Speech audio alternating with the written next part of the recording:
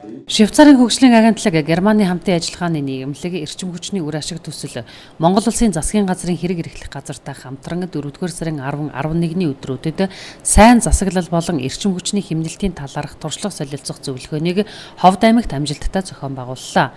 Зөвлөгөөнд Ховд, Завхан, Баян Хөлгийн Арханга, Баян Хонгор, Говь Алтай гэсэн 8 аймгийн удирдлагуудад холбогдох хилтэс агентлаг, орон нутгийн өмчийн газар, эрүүл мэндийн боловсролын байгууллагуудын төлөөллүүд оролцлоо.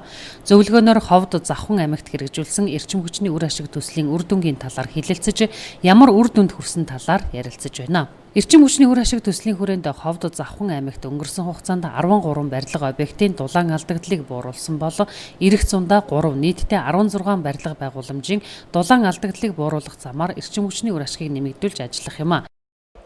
За хүүхдүүд өвчтэй гэдэг цэцлэгтэй жишээлбэл ирдэггүй байсан хугацаа 3-1-ээр буурсан гэсэн юм үр дүн харагдаж байгаа. Энийг дагаад эм тарианд зарцуулж байгаа эцэг эхчүүдийн тэр гаргаж байгаа хөрөнгө мөнгөний хэмжээ, за үр хүүхдтэй анхаарал тавиад ажлаа хийж чадахгүйсэн тэр хонгуудын тоо бол тодорхой хэмжээгээр багасж байгаа. Тэгэхээр энэний нийгмийн үр дүн бол маш өндөр юм. За эдийн засгийн үр дүнгийн тухайд ярихад бол халаалтан зарж байгаа тэр зардлууд энэ ч өөрөө бүгдээрээ л төрийн байгууллагууд, цэцэрлэг сургууль, эмнэлэг энэ байгууллагуудын энэ зарж байгаа мөнгөний тэр хэмнэлт, бодиттой хэмнэлтүүд бол бас гарсан байна.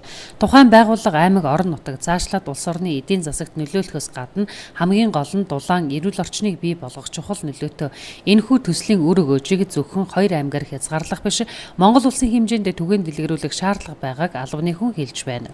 Энэ төсөл маань өөрөө зүгээр урсгал засвар санхүүжүүлдэг ийм нэг арга хэмжээ болоод өнгөрмөөргүй байна.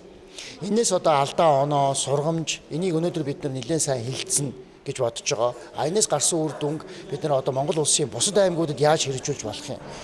Үнэхээр өнөөдөр хүүхдүүд нь эрүүл байдаг, өвлийн уйлрал daardаггүй, өвчин тосдоггүй байгаа энэ нөхцөл байдал бусад аймагт бас байж чадахгүй байгаа. Тэгэхээр энийг бас үндэсний хэмжээнд түгээн дэлгэрүүлэх бол өнөөдрийн бидний бас нэг гол зорилго байгаа юм.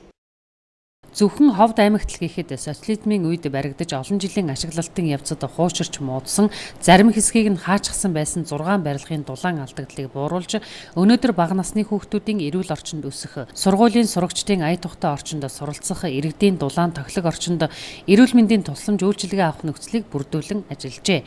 Зөвлөгөөнд оролцогчид энэ үеэр эрчим хүчний үр ашиг төслийн санхүүжилтээр Ховд аймагт хийгдсэн ажлын үр дүнтэй газар дээр нь танилцсан нь зөвлөгөөний нэг чухал зорилт байсан юм а. Зарим өрөө тасалгаануудаа бол ашигладаг бүр таслаа орогдсон байсан. Тэр үедээ хэрэгэлдэг байсан тэр дулааныхаа эрчим хүч цахилгааныхаа үнийг бол төсвөн хүрэлцдэггүй. Тийм учраас жилээс жилд өрөнд ордог байсан. Энэ төсөл хэрэгжснээр үндсэндээ тэдний эрчим хүчний хэрэглээг бол 60-аас 70% бууруулсан. Өнөөдөр бол өмнө нь байсан халаалтын төсвөн бол хангалттай хүрэлцээд 50% хэмнэлт гарч байна. Энэхүү зөвлөгөөний үр дүнд зөвлөгөөнд оролцогчид зөвлөмж гарган ажиллана.